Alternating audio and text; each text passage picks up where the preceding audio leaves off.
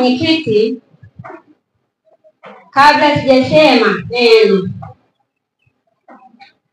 nilimwalika Mheshimiwa Mkuu wa Wilaya leo mahala hapa awe mgeni rasmi wa tukio hili, lakini kwa bahati mbaya ama niseme nzuri kwangu amepata udhuru ambaye imepelekea yeye kushindwa kushiriki mahala hapa. Na nasema ni bahati nzuri, maana angekuwepo yeye mimi nisingepata fursa inawezekana hata ya kusalimia. Kwa hiyo nishukuru mkuu wangu kwa kupata dharura hii.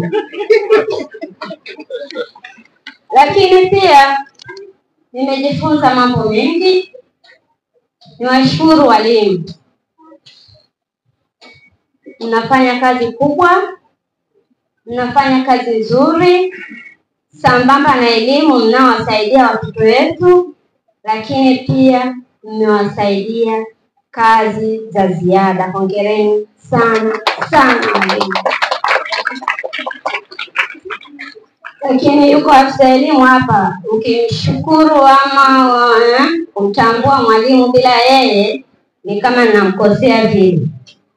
Kwa hiyo mimi niwashukuru kaka zangu, naye kaka Bakari hapa, Mangi wa mkoa na wote nafanya kazi kubwa sana. Ninakumbuka kipindi mimi nasoma shule ya msingi 95 mpaka 2001, nakumbuka ndio mwaka nimehitimu shule ya msingi. Haya yote ambayo nimeona leo kipindi hicho hayakuwepo, lakini kwa sasa watoto wetu wanapata mambo mazuri ya ziada, na hata baada ya kuhitimu elimu ya msingi mtoto ana jambo kubwa ambalo amejifunza.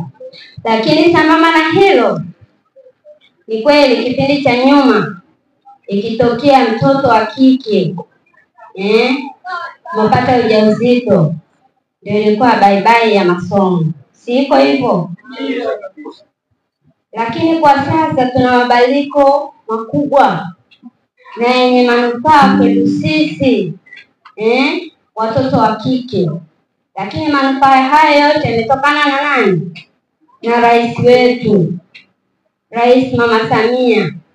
Ameona ni vema niwaangalia hawa watoto wasikatishe nini? Masomo yao. Na kauli mbiu yetu ya maadhimisho ya leo ni kukuza kisomo katika dhana za kidijitali kwa maendeleo ya taifa letu.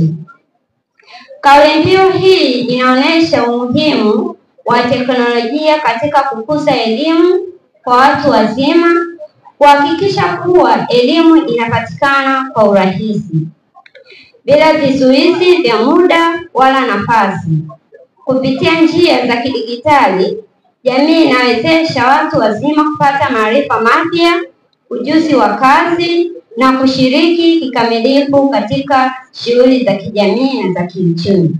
Elimu ya sekondari nje ya mfumo rasmi ni kama ifuatavyo. Tunaye hawa qualifying test QT wako 226, ambapo kidato cha 4 wako 1240 na kidato cha 6 PCA wako 735. Lakini pia nisitize kwa halmashauri ya jiji la Arusha, sambamba na jitihada kubwa ambazo mkiendelea kuzitekeleza, niombe kutenga budget ambaye itaweza kutosha kwa ajili ya hao watu kupata elimu nje ya mfumo rasmi. Maafisa elimu kata pia kuanzisha madarasa ya watu wazima wasiojua kusoma na kuandika katika kila kata. Maafisa elimu mlioko hapa nadhani mnanisikia. Siku hii ya leo ya kilele cha juma la elimu watu wazima na elimu za mfumo rasmi wilaya ya Arusha. Mheshimiwa mgeni rasmi, dhana ya elimu ya watu wazima na elimu nje ya mfumo rasmi ni dhana pana. Baada ya Azimio la Arusha mwaka 1967, Mwalimu Julius Kambarage Nyerere aliona elimu kama nyenzo ya ukombozi wa taifa la Tanzania.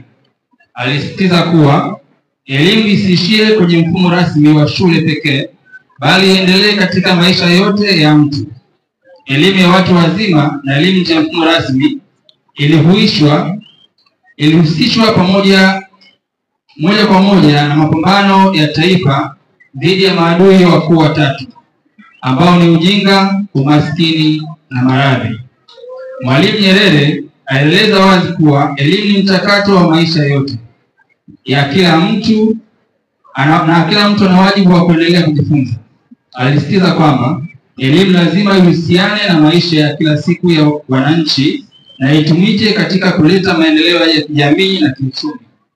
Baadhi ya nukuu za Mwalimu Julius Kambarage Nyerere ni pamoja na: elimu haina mwisho, watu wazima ni jambo la maisha yote, ni mchakato wa kuendelea kujifunza katika maisha yote ya mtu. Naomba nitoe takwimu au taarifa kifupi za mkoa, hasa kwa sekta ya elimu na hasa kwa upande wa elimu ya watu wazima na elimu ya mfumo rasmi. Kwa mkoa wa Arusha tunaenda vizuri. Hatuko vibaya sana. Labda nianze kuzungumzia watu wanaojua kusoma na kuandika au literacy. Literacy rate ya mkoa wa Arusha kwa mujibu wa sensa ya mwaka 2022. Kwa Arusha tuna 85% ya mkoa wa Arusha wanaojua kusoma, kuandika na kuhesabu. Hebu tupige makofi wote. Kwa maana nyingine 15% ya wananchi au watu wazima kuanzia miaka 18 kuendelea bado hawajui kusoma na kuandika. Lakini kwa jiji peke yake hapa kuna 2%. Maana yake wanaojua kusoma na kuandika kwa jiji kwa mujibu wa sensa 22 ilikuwa 97 points. Kwa hiyo 2% hawajui kusoma na kuandika katika jiji la Arusha. Kwa hiyo Mheshimiwa mgeni rasmi, bado tuna changamoto. 2% ya jiji ukiweka na 6 au 10 ya labda Longido na Ngorongoro ambao hajui, jiji population ni kubwa. Kwa hiyo 2% sana ni wakazi wengi. Kwa hiyo bado na kazi katika kitengo hiki cha elimu ya watu wazima waondoa hilo kundi. Tunaona pale mfano yule mzee pale ametoa ushuhuda. Amesoma hapa Eldoret.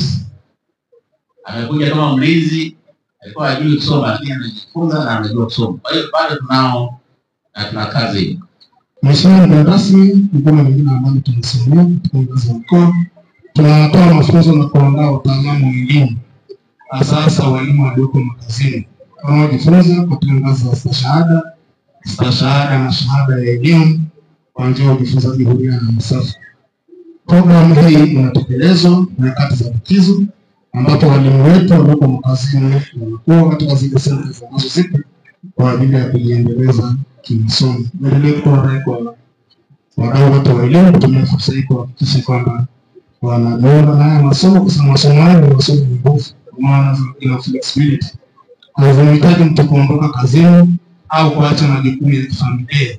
Mwalimu anajifunza akiwa kazini kutekeleza majukumu ya mradi wake, majukumu ya kifamilia, lakini pia ni majukumu ya kijamii. Kwa hiyo naendelea kutoa wito tutumie fursa hii, fursa ambayo haitaathiri hatua zetu za kimasomo.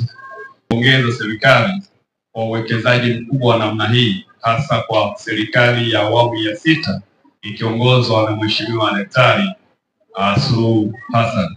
Kwa hiyo tunatambua kwamba katika uboreshaji wa miundombinu ndipo tunapojenga mazingira rafiki kwa walimu ambao ni wakufunzi au wawezeshaji na wanafunzi ambao ndio wapokeaji wa chakula kinachopikwa na walimu, lakini ndio wanaoenda kutafasiri walichokipokea kwenye jamii yetu, ambayo ndipo tunapotegemea mabadiliko ya taaluma zetu kivitendo kwenye jamii.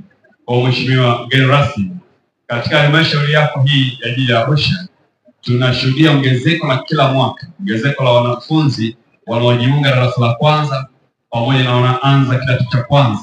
Kila mwaka ni zaidi ya 7.5. Hii ni ongezeko kubwa sana kwenye halmashauri yetu, na ndio maana tunatamani kuiondoa na hiyo 2% ambayo inatushika shati ili tufikie 100%.